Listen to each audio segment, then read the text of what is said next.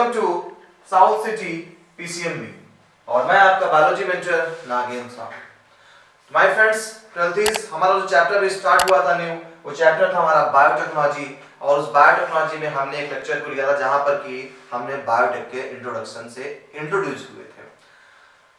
और आज हमारा नया लेक्चर होगा, लेकिन लेक्चर को स्टार्ट करने से पहले आपको बता दें कि हमारा सिलेबस अपने एंडिंग की तरफ है और जहां हम अपने सिलेबस को कंप्लीट कर लेंगे हम मॉडल पेपर और गेस्ट पेपर पे डिस्कशन करेंगे, जैसा कि पूरे ईयर से हमने आपसे कमिटमेंट किया।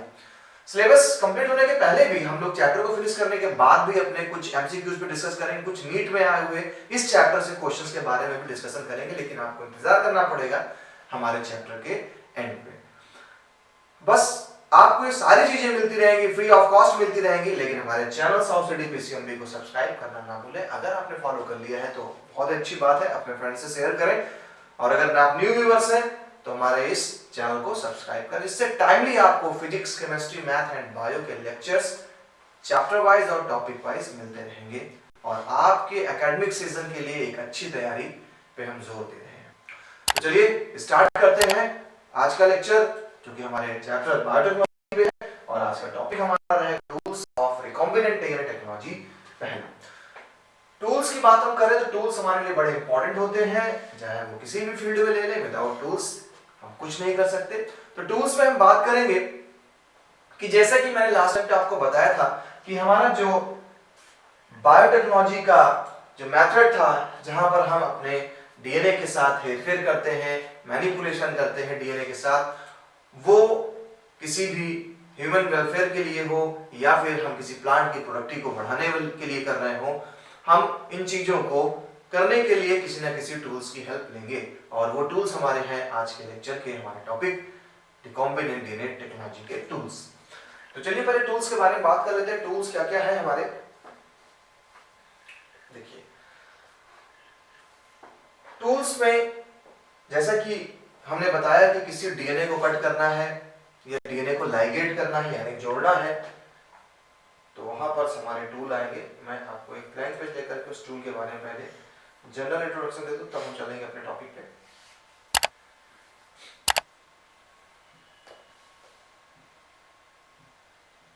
देखिए टूल्स क्या है।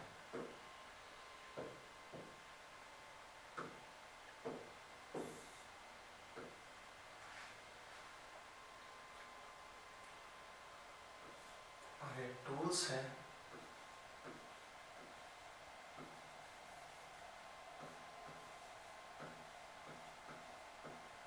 Recombinant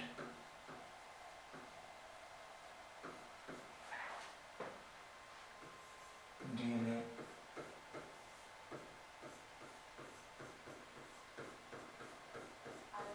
technology. Tools of recombinant DNA technology क्या क्या टूल्स हैं। सबसे पहले टूल्स पे हम बात करेंगे तो हम बात करेंगे रेस्ट्रिक्शन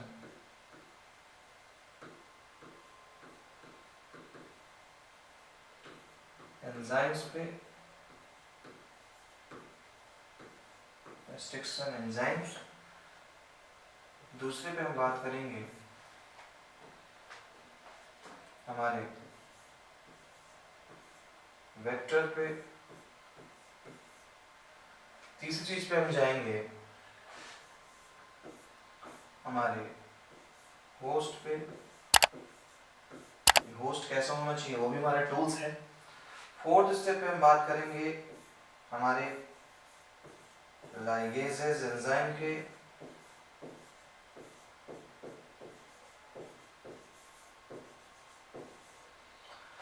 देखिए ये टूल्स जनरेट कहां से होंगे, मैं आपको खुद बताता हूँ कैसे आपके दिमाग में टूल्स आएंगे कि सर कैसे टूल्स को हम लर्न करें। तो आपको मैं कहता हूँ कि देखिए जब हम डीएनए की बात करते हैं, हम कहते हैं कि जो हमारा डीएनए है वो डीएनए में हम कोई चीज, स्पेसिफिक चीज को हम क्या करेंगे, कट करके बाहर निकालते हैं और नई चीज को जोड़ते हैं, है ना। और फिर हम इसको अपने एक वेक्टर में जोड़ रहे हैं। तो यार तुम अगर किसी, ये मान लीजिए डीएनए सेगमेंट है और आप इस डीएनए सेगमेंट के चाहते हैं कि मुझे कॉपीज मिल जाए, समझिएगा सीन को।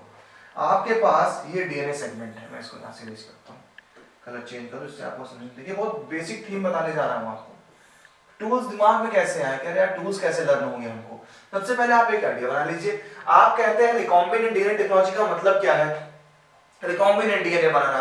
रिकॉम्बिनेंट डीएनए का मीन क्या होता है कि हमारा डिजायर्ड डीएनए और वेक्टर डीएनए को जोड़ने के बाद जो डीएनए बनेगा वो हमारा रिकॉम्बिनेंट डीएनए होता है।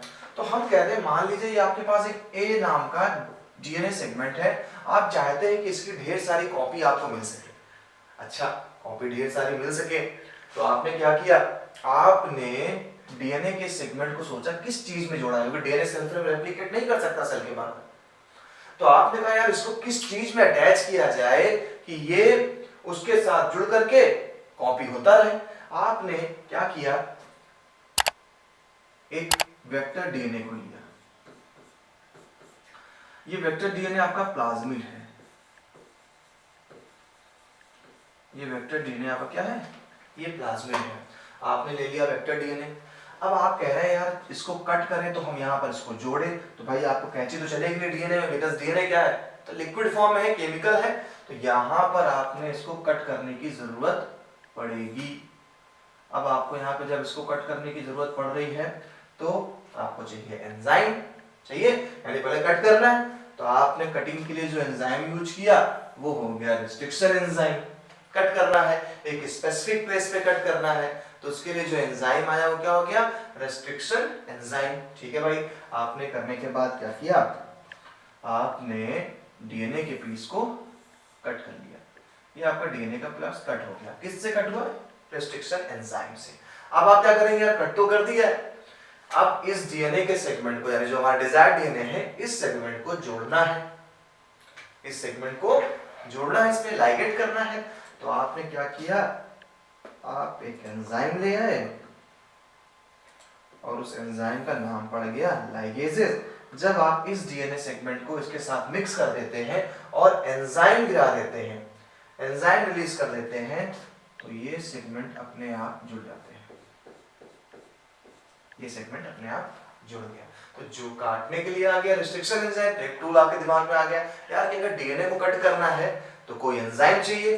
क्लियर, आपने डीएनए कट करने के लिए एंजाइम यूज किया, वो हो गया हमारा रिस्ट्रिक्शन एंजाइम। अब आप कहते हैं डीएनए को कट तो कर लिया है, अब हमें डीएनए को अटैच करना है, तो अटैच करने के लिए जो एंजाइम आ गया वो हो गया लाइगेजेस।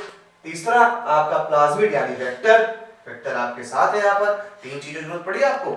अब इस वेक्टर को आपको कहां डालना है, एक बैक्टीरियल सेल में जहां, या होस्ट सेल में जहां पर ये हमारे ग्रोथ कर सके। आपने लिया एक बैक्टीरिया,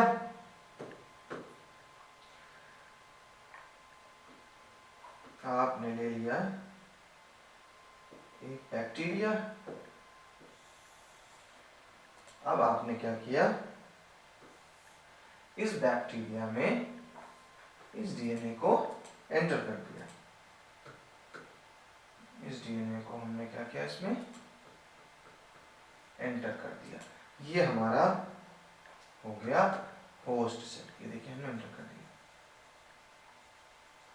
ये हो गया हमारा होस्ट सेल, हमारा एंटर हो गया। अब ये जो हमारा हो गया, ये हमारा बैक्टीरिया बन गया जीएमओ। क्यों, जेनेटिक मॉडिफाइड ऑर्गेनिज्म है, जीएमओ तरीके से बन गया। और जैसे बैक्टीरिया अपनी लाइफ साइकिल करता है कॉमन रूप से, क्या कि 20 मिनट्स में ये 1 से 2 हो जाता है।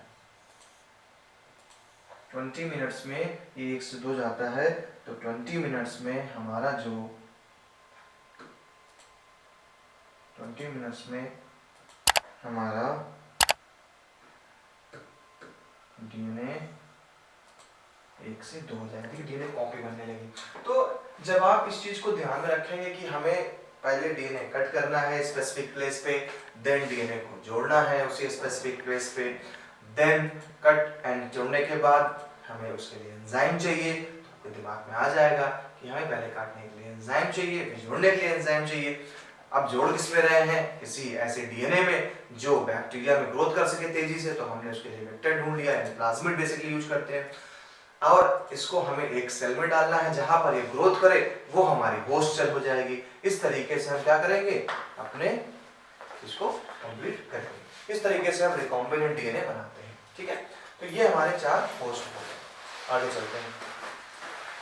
अब आती है बात बुक किस नॉलेज की, तो देखिए रेस्ट्रिक्शन एंजाइम हो गया, बोर्ड में क्वेश्चन बनता है इसी पे कि मॉलिक्यूलर सीजर किसे कहते हैं, तो मॉलिक्यूलर सीजर किसे कहते हैं हम, रेस्ट्रिक्शन एंजाइम को। 1 मार्क का क्वेश्चन है बोर्ड का बनता है।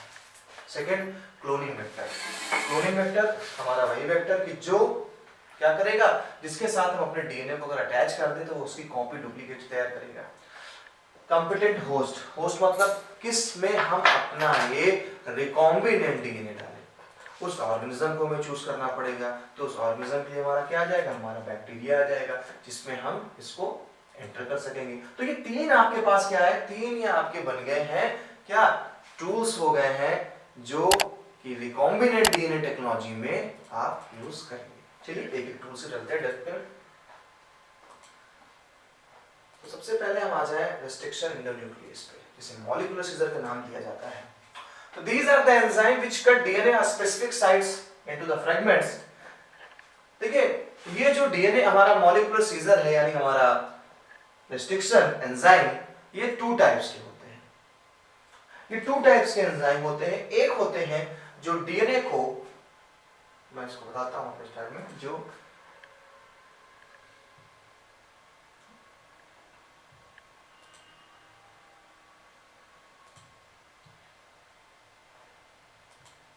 देखिए 2 टाइप के आपको टूल्स में, जो अगर मैं स्पेसिफिक उठाऊं रेस्ट्रिक्शन एंजाइम को,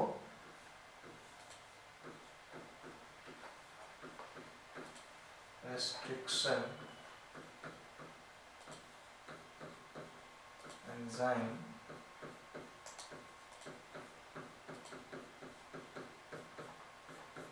तो रेस्ट्रिक्शन एंजाइम की हमें 2 वैरायटीज देखने को मिलती हैं।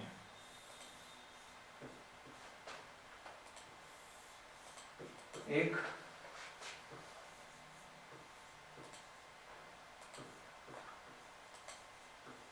Restriction exonuclease,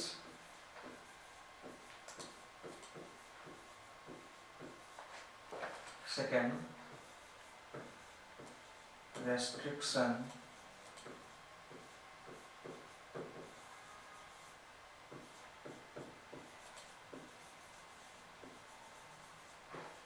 endonuclease. Restriction exonuclease और एंडोन्यूक्लियस में देखिए डिफरेंस क्या है। ये रहा हमारा डीएनए,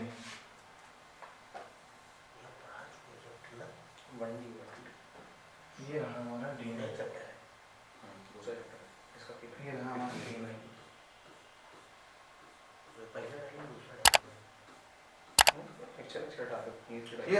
ये हमारा डीएनए था। देखिए रेस्ट्रिक्शन एक्सोन्यूक्लियस क्या करता है, ये एक डीएनए को एंड पे कट करता है, ये डीएनए को एंड पे कट करेगा, यानी किसी एक स्पेसिफिक प्लेस पे कट नहीं करेगा, या तो ये स्टार्टिंग के बेस पेयर्स पे कट करेगा या फिर ये हमारा एंड के बेस पेयर पे कट करेगा, यानी कोई इसका स्पेसिफिक प्लेस नहीं है। और जब स्पेसिफिक प्लेस ही नहीं है, हमारा डिजायर्ड डीएनए पता चला हमारा डिजायर्ड डीएनए इस जगह पे है और ये भाई साहब कट कर रहे हैं कहां पर, ये स्टार्टिंग पे कट कर रहे हैं या फिर बेस पे कट कर रहे हैं, तो फायदा क्या हुआ, हमारा डिजायर्ड डीएनए तो इस जगह ना, हमारा डिजायर्ड,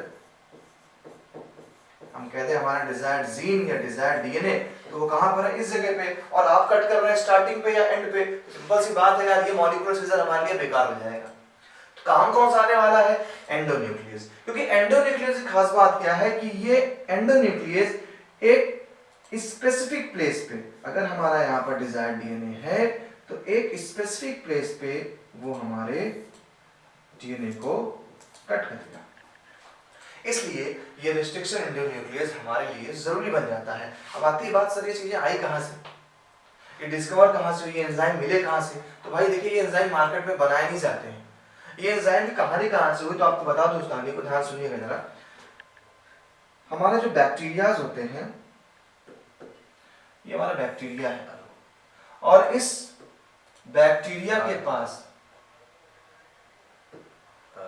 इस बैक्टीरिया के पास एक अटैक करता है वायरस, जिसका नाम है बैक्टीरियोफेज वायरस। ये बैक्टीरियोफेज वायरस जब अटैक करता है इस बैक्टीरिया पे तो बैक्टीरिया के अंदर अपना डीएनए एंटर कर देता है। और ये सबको पता है कि वायरस जब डीएनए एंटर करता है तो क्या करता है, ये अपने डीएनए को अपने होस्ट के डीएनए से मिला देता है और मनचाही प्रोटीन बनाता है। प्रोटीन की जो हमारा वायरस है वो दो ही चीज से बना है, वायरस प्रोटीन का मॉलिक्यूल और साथ में थोड़ा सा जेनेटिक मटेरियल डीएनए आरएनए, ये दो चीजों से मिलकर बना है। तो ये जब वायरस अटैक करता है इस पे तो अपना डीएनए डाल देता है, और अगर ये डीएनए एक बार इनकॉर्पोरेट कर गया होस्ट के डीएनए से तो फिर ये बैक्टीरिया को मार डालेगा। तो ऐसी कंडीशन पे बैक्टीरिया एंजाइम रिलीज करता है, बैक्टीरिया एंजाइम रिलीज करेगा, और ये बैक्टीरिया जब एंजाइम रिलीज करता है तो ये डीएनए को एक स्पेसिफिक प्लेस पे कट कर देता है, यानी डीएनए के छोटे छोटे फ्रेगमेंट मिलते हैं, टूट जाते हैं स्पेसिफिक प्लेस पे। साइंटिस्टों ने इसी एंजाइम को नाम दिया रेस्ट्रिक्शन एंडोन्यूक्लियस।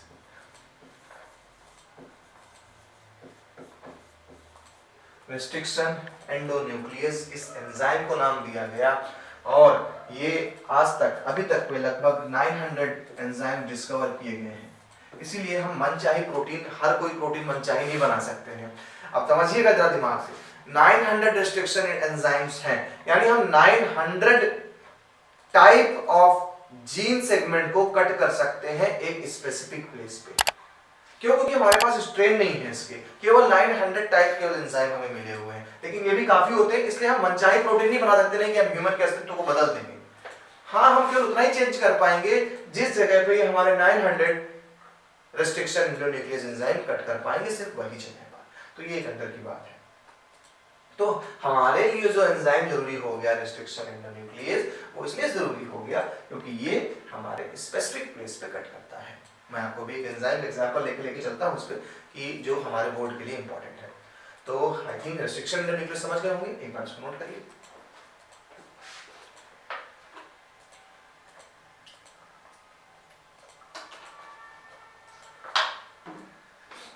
चलिए आगे चलते हैं।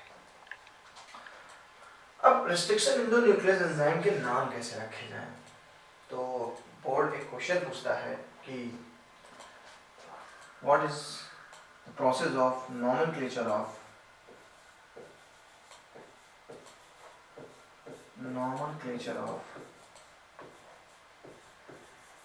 Restriction endonuclease enzyme.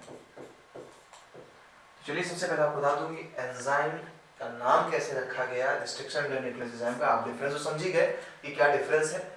Exonuclease DNA के एंड टू एंड कट करता है, जबकि हमारा रेस्ट्रिक्शन एंडोन्यूक्लियस एक स्पेसिफिक सीक्वेंस पे कट करता है, और उस सीक्वेंस को भी पैलिंड्रोम कहते हैं। तो चर्चा करते हैं कि इनका नाम कैसे दिया गया। तो चलिए हम बात करते हैं।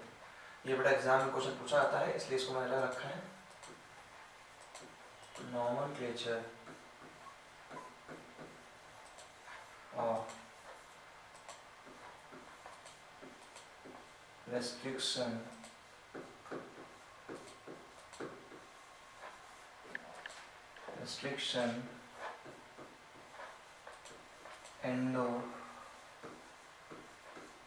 एंडोन्यूक्लियस। मान लीजिए एक एंजाइम है जिसका नाम है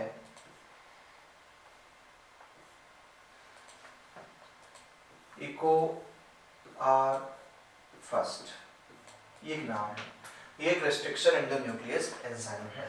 अब इस एंजाइम को नाम दिया जाए कि इसका नाम इको R1 क्यों रखा गया है। तो इनके नाम को जो इको R1 रखा गया है उसके पीछे क्या लॉजिक है। सबसे पहला, ई डिनोट करता है उस बैक्टीरिया के जीनस को, लाइक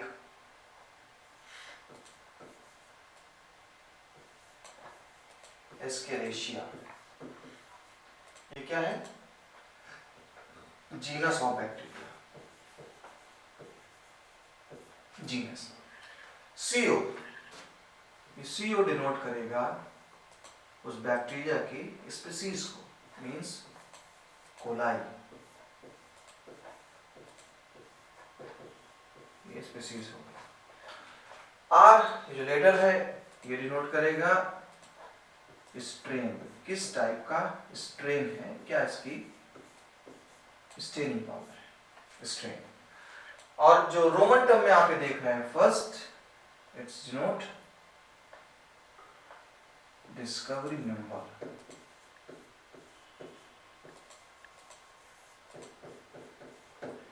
कौन कब डिस्कवर किया गया, तो अगर कहीं पर इको और 1 है, दैट्स मीन ये जो रेस्ट्रिक्शन एंजाइम निकाला गया है ये एस्केरिसिया कोलाई नाम के आर स्ट्रेन के बैक्टीरिया से निकाला गया है और ये एंजाइम पहली बार डिस्कवर किया गया है, इसलिए इसको लिखा इको-R1। क्यों? क्योंकि एक बैक्टीरिया में कई सारे रेस्ट्रिक्शन एंजाइम हो सकते हैं, तो अगर फर्स्ट टाइम डिस्कवर किया है तो इको-R1, सेकेंड टाइम किया है तो इको-R2। चलिए इसी नॉमेनक्लेचर भी आपका समझ गया, तो एक क्वेश्चन आपका बोर्ड के लिए ये इंपॉर्टेंट हो गया आज के लेक्चर में। तो आज के लेक्चर में क्वेश्चन इंपॉर्टेंट हुआ कि रेस्ट्रिक्शन एंडोन्यूक्लियस एंजाइम के नॉमेनक्लेचर कैसे करते हैं, क्या सिस्टम है उस नॉमेनक्लेचर में, तो आपको पता चल गया कि नॉमेनक्लेचर में क्या करना है। अच्छा सा पेज आराम से इसको सेव कर लीजिएगा। अब हम बात करते हैं इसी नॉमेनक्लेचर के थोड़े डेप्थ पे चलेंगे।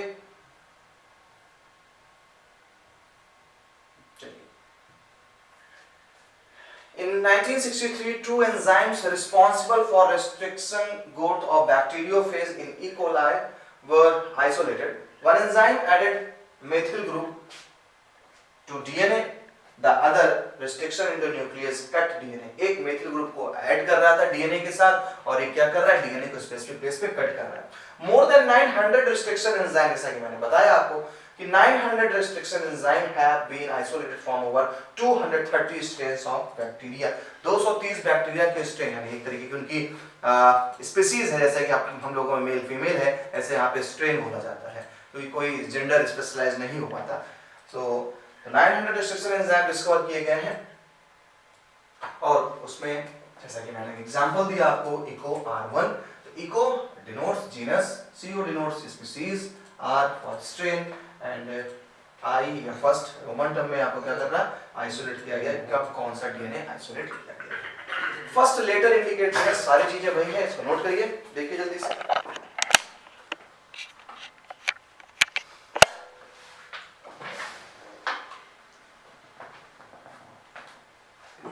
ओके, तो ये समझ में आ गया होगा और बहुत अच्छा क्वेश्चन है एग्जाम के लिए, फोकस करेंगे इस पर। दो टाइप के एंजाइम्स आपको मिले थे, एक्सोन्यूक्लियसेस, थ्योरी है, they remove nucleotides from the ends of the DNA, ये डीएनए के एंड से रिमूव करते हैं न्यूक्लियोटाइड्स को, and endonuclease they cut at the specific position within DNA, they bind to specific recognition sequence of the DNA and cut the two strand at the specific point. देखिए अब जिस place पे ये DNA को cut करते हैं उस place की कुछ खास बातें बता दें आपको। देखिए वो क्या चीज है जहां पर ये कट करते हैं, कैसे आइडेंटिफाई करते हैं हमें जगह पे कट करना है, तो मैं आपको जगह पे लेके चलता हूं, कैसे आइडेंटिफाई करते हैं ये, क्योंकि क्वालिटी के बारे में डिस्कशन करने हैं आपसे।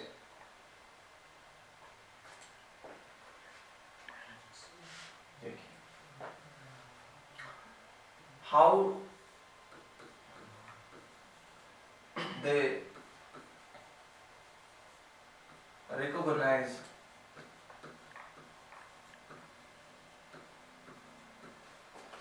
a specific place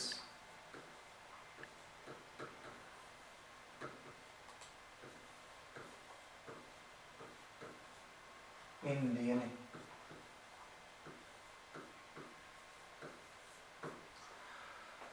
देखिए कैसे ये रिकॉग्नाइज करते हैं, क्वेश्चन बोर्ड का है, आपके लिए इंपॉर्टेंट है। आपके डीएनए सीक्वेंस पे एक खास टाइप का सीक्वेंस होता है जो कि सब में डिफर होता है, और उस सीक्वेंस का खास बात ये होती है कि सपोज मैंने राइट किया GAATT एंड C, जो सीक्वेंस आप अगर राइट से लेफ्ट चलते हैं GAATTC है न्यूक्लियोटाइड, तो जस्ट बिलो यानी सेकंड जो स्ट्रैंड है उस पे हमारा सीक्वेंस आता है, आपको पता है जी के साथ क्या अटैच होगा, सी, ए के साथ T and thymine, then adenine के साथ थाइमीन, थाइमीन के साथ एडेनिन, थाइमीन के साथ एडेनिन, साइटोसिन के साथ गुआनिन।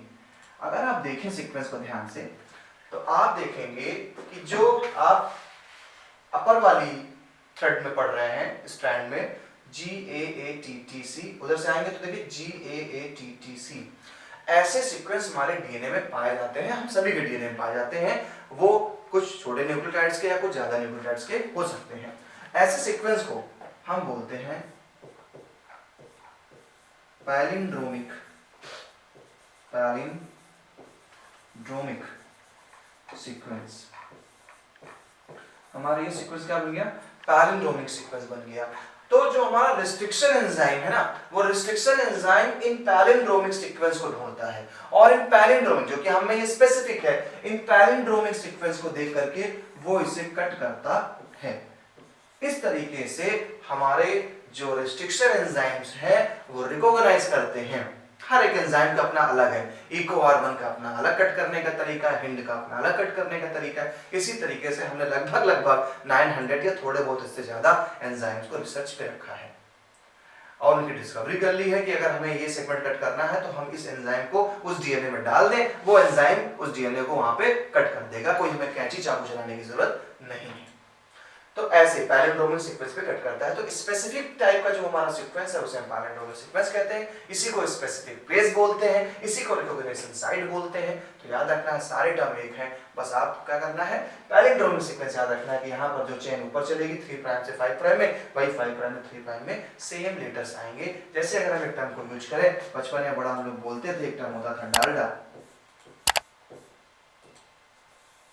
अब डालडा को आप अगर इस सीक्वेंस से रीड करें तब भी डालडा है, और इधर से रीड करेंगे तब भी क्या है, डालडा है। तो ये जो सीक्वेंस था, यही सीक्वेंस हमारा डीएनए में भी मिल रहा है, जिसे हम क्या बोल रहे हैं, पैलिंड्रोमिक सीक्वेंस। यानी न्यूक्लियोटाइड जो चेंज आ रही है GAATTC, तो आप नीचे लिख पाएंगे, देखिए GAATTC। तो इस स्पेसिफिक प्लेस पे हमारा डीएनए को कट करने का काम कर रहा है हमारा मॉलिक्यूलर सीजर यानी रिस्ट्रिक्शन एंडोन्यूक्लियस एंजाइम। क्वेश्चन ये खत्म हुआ बोर्ड का। चलिए कुछ दूसरे एंजाइम से भी मिलते हैं। हर एक एंजाइम का अपना काम है। बोर्ड के लिए आपको क्या, मैंने बहुत सारे एंजाइम यहाँ पे रखे हुए, लेकिन जो आपके लिए इंपॉर्टेंट है मैं उसको बात करता हूँ। देखिए हमारा एक एंजाइम है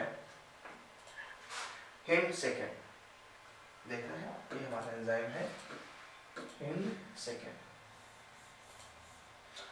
नाम से पहला H डिनोट करता है क्या, उसके जीनस को, यानी हीमोफिलिस, IN से इन्फ्लुएंजा, डी हमारा स्ट्रेन है, और ये जो रोमन टर्म में 2 राइट है, ये क्या कर रहा है, ये है आपका नंबर ऑफ डिस्कवरी, कब यानी सेकंड टाइम डिस्कवर किया गया।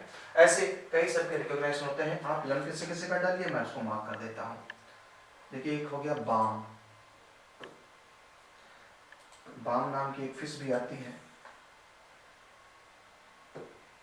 एक हो गया हमारा ये बाम। नेक्स्ट हमारा क्या हो गया, हिंड। थर्ड इकोआर1।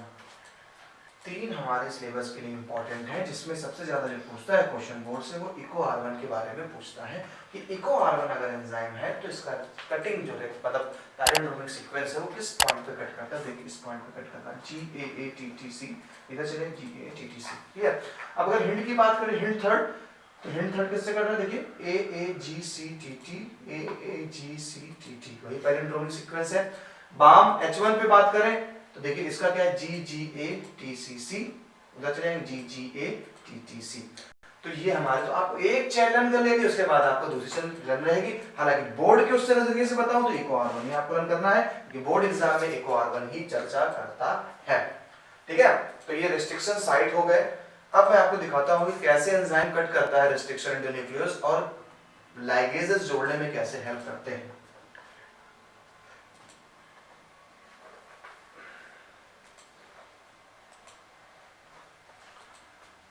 ये देखिए आपको थ्योरी मिल जाएगी पैलिंड्रोमिक न्यूक्लियोटाइड की। Restriction endonuclease recognises specific palindromic nucleotides Sequence, it is sequence of base pair that read the same on two strands in 5 prime to 3 prime and 3 prime to 5 prime। तो यहाँ पर आपको palindromic sequence की definition मिल जाती है। Exam के लिए अगर आपको डिफिनेशन लर्न करनी है तो ये आपको पैलिंड्रोमिक सीक्वेंस की डिफिनेशन होगी। A specific palindromic nucleotide, clear? ये लग रहेगा आपको, ये थ्योरी मिल गई इसकी। यहाँ पर आगे चलते हैं। अब बोर्ड में कई बार ऐसा हुआ है कि वो क्वेश्चन दे देता है और लेबलिंग को हटा देता है। ऐसा क्वेश्चन पूछा गया बोर्ड में, चाहे वो आईएससी हो सीबीएसई हो, दोनों में पूछा गया क्वेश्चन, तो आपको ऐसा डायग्राम दे देगा और डायग्राम पे बेस्ड वो क्वेश्चन पुट अप करेगा। कैसे? अभी तो यहाँ पे लेबलिंग हुई है, वहाँ पे लेबलिंग नहीं होगी। देखिए यहाँ पर ये हमारा वेक्टर डीएनए है। वेक्टर डीएनए, मैं बार बार कहता हूँ आपसे कि हमारा डीएनए सेल्फ रेप्लिकेट नहीं कर सकता है। इसको रेप्लिकेशन के लिए किसी जरूरत पड़ेगी, दोस्त की, साथी की, और वो साथी बनेगा वेक्टर। वो साथी बना हमारा क्या? वेक्टर। तो हमने उसको नाम दे दिया वेक्टर डीएनए। दूसरे में अगर बात करें हमारा एलियन डीएनए, यानी जिसे हम फॉरेन डीएनए के नाम से जानते हैं, वो हमारा डिजायर्ड डीएनए है। अब मैं चाह रहा हूं कि डिजायर्ड डीएनए को इस वेक्टर, क्योंकि इसी के साथ अगर जुड़ गया तो फिर आसानी से हमारा ये डीएनए रेप्लिकेट करेगा, अदरवाइज नहीं। तो यार हमें एक चीज करनी पड़ेगी कि हम जो डिजायर्ड डीएनए ढूंढना चाह रहे हैं कट, क्या उस नाम का रेस्ट्रिक्शन एंजाइम है? तो 900 में सर्च करो कि यार है कि नहीं है।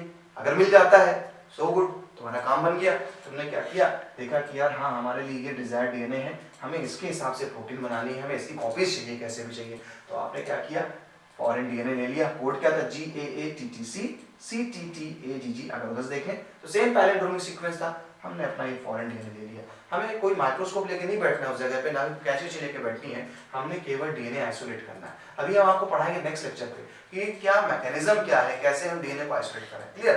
तो यहाँ पर क्या है, हमने डीएनए को भी आइसोलेट कर लिया है। अब डीएनए के पीस को कट करना है, क्योंकि पूरा डीएनए की हमें कॉपी कट निकालनी है इसकी। हमने ये डीएनए ले लिया और हमने इधर वेक्टर डीएनए भी हमें मिल गया। अब हमने एक ही एंजाइम से कट किया दोनों सेगमेंट को, फॉरेन डीएनए को और वेक्टर डीएनए को। तो वेक्टर डीएनए अलग टेस्ट ट्यूब में था, फॉरेन डीएनए अलग टेस्ट ट्यूब में था।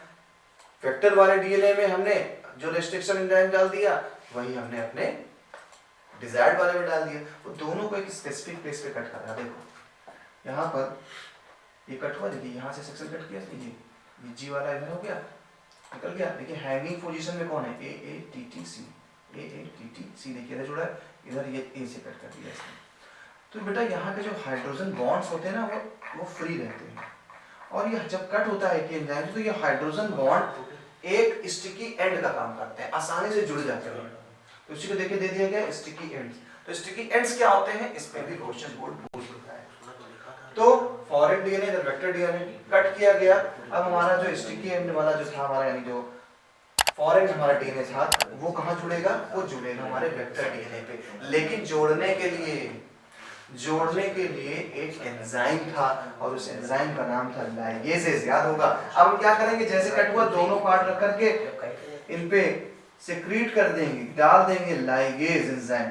लाइगेज डालने पे क्या हो जाएंगे? जुड़ जाएंगे। देखिए ये बन गया हमारा रिकॉम्बिनेंट डीएनए। क्या बन गया हमारा? Recombinant DNA. तो ऐसे हमारा रिकॉम्बिनेंट डीएनए क्या होता है? तैयार होता है, ठीक है। अब देखिए स्टिकी एंड की डेफिनेशन देखो क्या है, क्या है? Restriction enzyme cut the strand a little away from the center of the palindrome sites, but between the same two bases on the opposite strands, this leaves single stranded overhanging stretches। जो मैंने बताया hydrogen bond क्या है? Overhanging stretches होते हैं, और ये stretches बनाते हैं स्टिकी एंड को। तो आप इतनी लंबी थ्योरी ना कर पाए, तो फिर इतना याद रखें कि overhanging stretches of hydrogen bonds form the sticky ends where two DNA strands attach with each other with the help of ligase enzyme। Clear? चलिए अब आगे चलते हैं, बात करते हैं डीएनए लाइगेज के बारे में, लेकिन उसके पहले आप इसको नोट कर लें।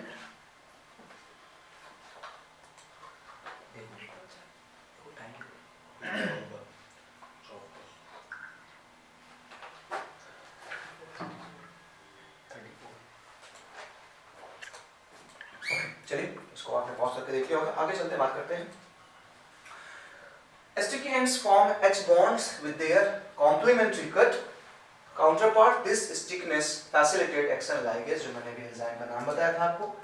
ये लाइगेज एंजाइम अपना काम करेगा। ठीक है सर, टूल्स में सारे टूल्स खत्म हो जाएंगे आज, टूल्स सब नहीं बचेंगे, इससे नेक्स्ट चैप्टर पे केवल हम मैकेनिज्म पे डायरेक्ट बात करें। तो ये हमारे लाइगेज हो गए, कट हो गया हमारे स्टिकी एंड्स, दोनों को भाई साहब जोड़ दिए जाएंगे। और अब एक क्वेश्चन तो उस बोर्ड पे लिख करके मिलेगा, जो क्वेश्चन मैंने लास्ट में दिखाया था इको R1 पे, वैसे बेस्ड क्वेश्चन देगा। दूसरा हमारा क्वेश्चन क्रिएट हो किस पे, हमारे इस टाइप के डायग्राम पे। ठीक है, तो यहां पर देखिए क्या दिखाया गया है, फॉरेन डीएनए, वेक्टर डीएनए। अब वेक्टर डीएनए में क्या लिया, प्लाज्मिड। प्लाज्मिड का मैं एक स्पेशल लेक्चर लूंगा जहां पर मैं PBR 322 एक आर्टिफिशियल प्लाज्मिड है, बाकी प्लाज्मिड पे क्वेश्चन नहीं आते, PBR 322 प्लाज्मिड पे क्वेश्चन आता है और वो क्वेश्चन इंपॉर्टेंट है बहुत ज्यादा।